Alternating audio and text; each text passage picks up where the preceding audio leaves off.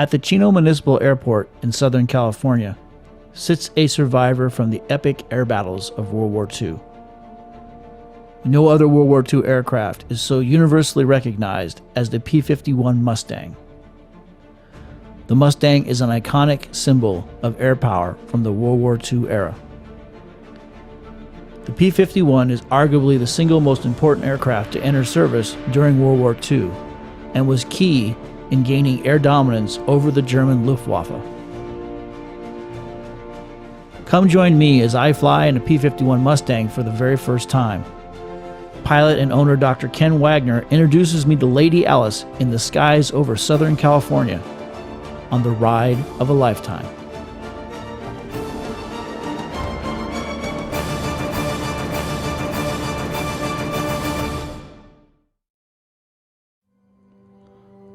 The first time I saw Dr. Ken Wagner with Lady Alice was at the 2010 Planes of Fame Air Show, where Lady Alice became the focus of my video documentary of the largest gathering of P-51 Mustangs in that air show's history. Before the air show started, Ken allowed me to step into the cockpit of Lady Alice to gain a better understanding of the P-51.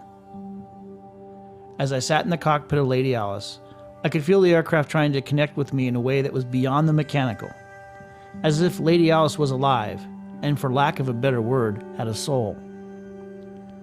I wanted to follow up on that connection I felt that day, and a year later, Ken and I found the time for me to revisit Lady Alice and to explore the world of warbird ownership more completely. As I arrived at his hangar, Ken had a little surprise waiting for me: a ride in Lady Alice. I soon found myself strapped into the back seat of Lady Alice as Ken completed his pre-flight. With my HD video camera in hand, I prepared myself for the ride that I had been waiting for since I was a little boy.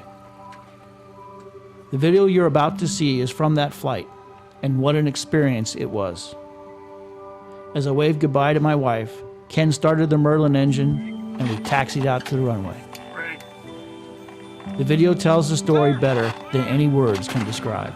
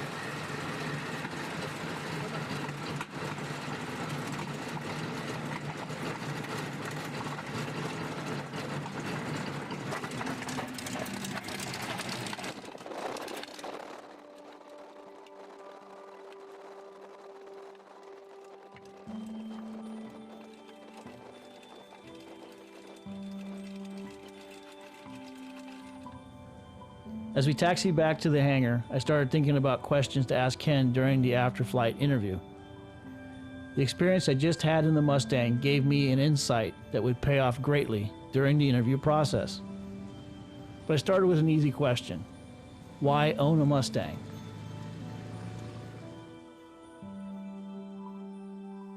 Like a lot of people in the warbird community, I've always been a model builder, and I always liked the way the P-51 Mustang looked. And the summer I graduated from high school, I drove a gas truck at Van Nuys Airport. And at that time, there were 3 P-51 Mustangs there. One of them was for sale for the incredible sum of $25,000, which of course I didn't have. And I set a goal at that time that if I was ever successful enough, I'd really like to have a P-51 Mustang someday. After that, I went to college, went to medical school, became an orthopedic surgeon, got into a glider in medical school, put in about 700 hours of high-performance glider time. Once I started practice, I joined another physician in a beach Bonanza, have about 800 hours in the Bonanza, but always wanted to get into the P-51 Mustang. And in 2006, I went down to Stallion 51 in Kissimmee, Florida. I took their intro ride in the backseat of a dual-control P-51 Mustang, and to my great amazement, the instructor let me do a touch and go and landing the first flight in a P-51 Mustang, and I was completely hooked. After that, I took some lessons down at Stallion. It was about 6.5 hours in a T6, had to get checked out in the T6, which is actually a lot harder to land than a Mustang. After that, I went back in their two-seat P-51 Mustang, 17.5 hours. I had my letter of authorization to fly Mustangs. And just about that time, Lady Alice came on the market. I heard about the aircraft being available on a Friday afternoon. There was a group in Birmingham, Alabama that wanted the airplane, and the first check-in got the airplane. I got the first check-in, I got the airplane. Went down to Stallion, took a couple rides in it with my instructor, Eric. And then Eric and I flew it across the country back here to Chino. The first leg was, the first night was in Waco, Texas. I did my first solo in the P-51 in Waco, Texas in Lady Alice. Told the controllers it was my first solo flight. They cleared all the traffic out, sent me out to their practice area, and I had the most wonderful hour in the P-51 you can imagine. Beautiful sunset, came down and with beginner's luck made a perfect landing, and the next day flew it the rest of the way to Chino. And that was about February of 2006, and since that time now I have just about 300 hours in the airplane, and I wouldn't say I'm comfortable, but I feel like I can fly it satisfactorily. Well, the first thing was to make sure that Lady Alice was not going to be a hangar queen. The only way to be a competent P-51 pilot is to fly that thing a lot. So in 4 years now, I've put about 300 hours on it, about 70 hours a year, which is a lot of time in a Mustang. It's fairly expensive to maintain and operate, but this is not a hangar queen. This plane flies just about every weekend. I'm always out here flying it. The best thing is taking it to small air shows and meeting old gentlemen that either flew Mustangs or flew bombers and were saved with Mustangs. And I've heard the most amazing stories from these old gents that actually fought this airplane. I've learned so much from them. I have such respect for what they went through. This is fun for us. We're out here on a beautiful day. The weather's great, it's perfect. These guys were flying in all kinds of conditions, in marginal, VFR, had to fly 7 hours. I can't imagine flying a Mustang for 7 hours. We carry 180 gallons, that's good for about 2.5 hours with some reserves. They had drop tanks, they had a tank behind the pilot, 85 gallons. They could fly for 7 hours. I don't know how they did it. There's no autopilot in a P-51. You're flying this airplane every second. You take your hand off the controls for less than 2 seconds, that airplane's doing something different. You don't know what it's doing, but it's not staying where you pointed it. So it's very labor intensive, and I can't imagine trying to fly a Mustang for 7 hours, which is what they did regularly. In weather, they were not really IFR trained. They had to go up through the muck in England, and very challenging. Lost a lot of Mustangs doing that. I don't fly this airplane IFR. I'm IFR rated. It has IFR equipment, but I've just made it a rule not to ever do that. People say that you don't actually fly a Mustang, you wear it. That's true. You notice that the cockpit's very narrow. Everything is right at your fingertips. All the controls are right there, but it's a tight cockpit. You're strapped in, you feel like you're wearing this thing. What beats you up is the noise and the concentration and the fact that it's not a stable airplane. And so you're on this thing every second. And typically if I'm going somewhere, I'll make 2-hour legs. 2 hours is just about long enough to get out of the airplane and just relax, because it's intense. And I think the noise in and of itself is fatiguing. I wear a helmet, I wear earphones in the helmet obviously, I wear earplugs inside the helmet, and even with all of that, the noise is just astonishing. You notice at takeoff power, it was unbelievably noisy. Once we get to cruise power or descent power, it's not that noisy, but on takeoff, it is unbelievably noisy. Takeoffs are interesting. Takeoffs, a lot of pressure getting thrown back in the seat, tremendous acceleration. The thing's off the ground in the air so incredibly fast. Just stay on the rudders, keep it going down the runway, and this airplane will fly off when it's ready all by itself. Something interesting about this specific P-51 is the gun ports are out of this. A lot of the Mustangs currently have D-milled simulated 50 calibers.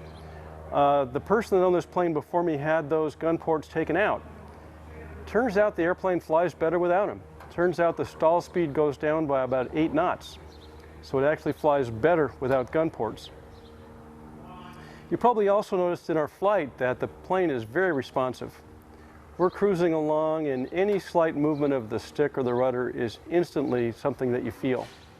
So it's a very precise airplane. It just tracks like a pattern model airplane. You give it a command, it does it right now.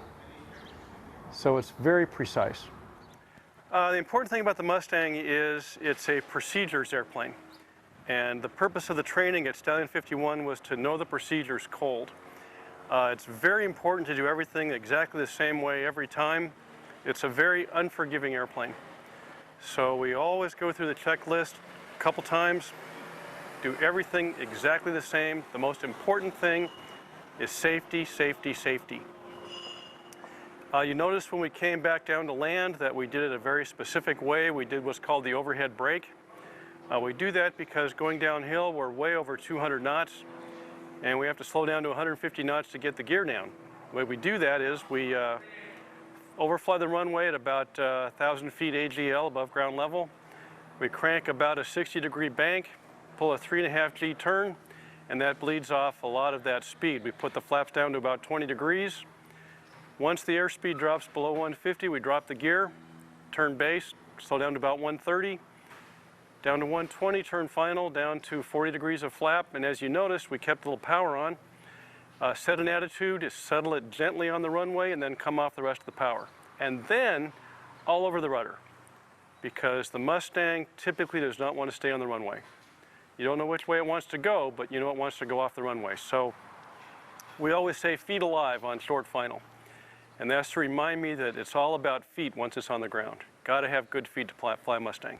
You also noticed, very interestingly, with an airplane like this with a long nose, cannot see where you're going. You notice we did S-turns all the way down the taxiway. Well, you can't do S-turns on the runway, and you have to have the canopy closed. So basically, you're looking at how much runway is on both sides of the nose. And we try to keep it like that. And as you probably noticed, we never saw the end of the runway until we were up in the air. Can't see it. Same thing on landing, touchdown, we can see over the nose, but once the tail comes down, cannot see ahead again. So unfortunately, it makes it a little difficult sometimes. Well, it was one of the very first of what's called a laminar flow airfoil. And if you get to the side of the Mustang, what you see is the maximum thickness of the airfoil is way, way back towards the back of the trailing edge, as opposed to most airplanes. And the reason for that was laminar flow makes for less drag. Less drag makes for greater speed. So the benefit of the laminar flow wing made it a faster airplane. The negative is the utter lack of any stall warning. This airplane, gotten too slowly, will shake about twice and then it drops a wing, usually on the left side, and it's upside down in a microsecond. We didn't explore that with you today, we could have, but the first lesson at Stallion is to go up high, be in a right bank, slow it down, and it shakes twice and you're upside down rolling to the left. So the laminar flow wing is not without its problems, but the purpose of it was to have greater speed. Another thing that's interesting about the Mustang is if you look on the underneath part, there's a scoop on the bottom. Well, that scoop has 3 radiators. It has an oil radiator, a coolant radiator, and a third radiator for the supercharger system. And it turned out that the way they designed that thing, the heat being exchanged expands the air, and under some circumstances, the scoop actually generates thrust. It's not a drag-producing item, it can actually make thrust, made the airplane even faster. So North American really got this right the first time, they did. The airframe was virtually unchanged from the beginning of the war to the end. The Brits came up with the idea of putting a Merlin engine in it. The original Mustangs had an Allison. The thing was fast at low altitude, but did not have altitude performance, which is where the B-17s needed it. So the Brits put the Rolls-Royce Merlin engine in and transformed a phenomenal low-altitude fighter into a phenomenal high-altitude fighter. It's significant that most of us that are in the warbird community see these aircraft as more than just a hunk of metal. It's almost as if the airplane has a soul. It's almost an alive type of machine that demands great respect at all times, but also gives back so much more in terms of a feeling of maintaining history, doing something larger than myself. This is much bigger than me. This is bigger than Ken Wagner and the Mustang. This is probably the most significant thing I've done in my lifetime. Having this Mustang, flying it well, teaching people about what this means, what it did, why we're free today. This is a very small group of people that get to do this. There are about 165 flyable Mustangs right now, so there are not that many people that fly Mustangs. And it is of great significance. What this airplane means, what it did. The people that designed these things, the people that built them, the people that ferried them, the people that maintained them, the people that fought them, all these people had a tremendous impact on where we are today in our country.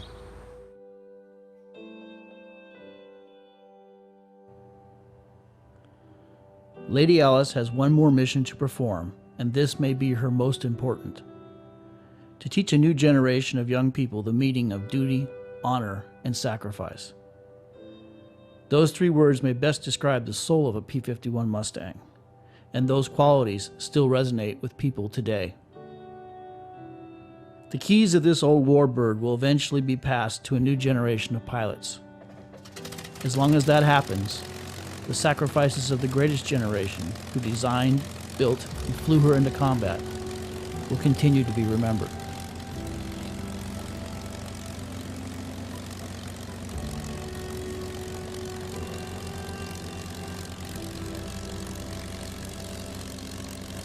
Ken donates rides in Lady Alice as raffle prizes for charity and civic organizations.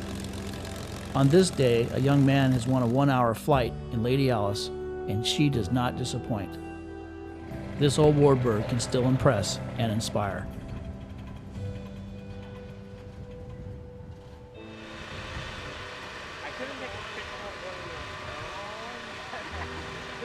That was a great flight. He's a good pilot, really good pilot. And it was just phenomenal. I liked it. Flying Lady Alice. You're welcome. I'll do it anytime. We went up all those clouds over there, and there were these valleys, and there was a tunnel. We flew through the tunnel of cloud. It was brilliant white clouds. It was stunning, wasn't it? It was awesome. I would wish I could win a raffle every time. That was one of my better landings, too.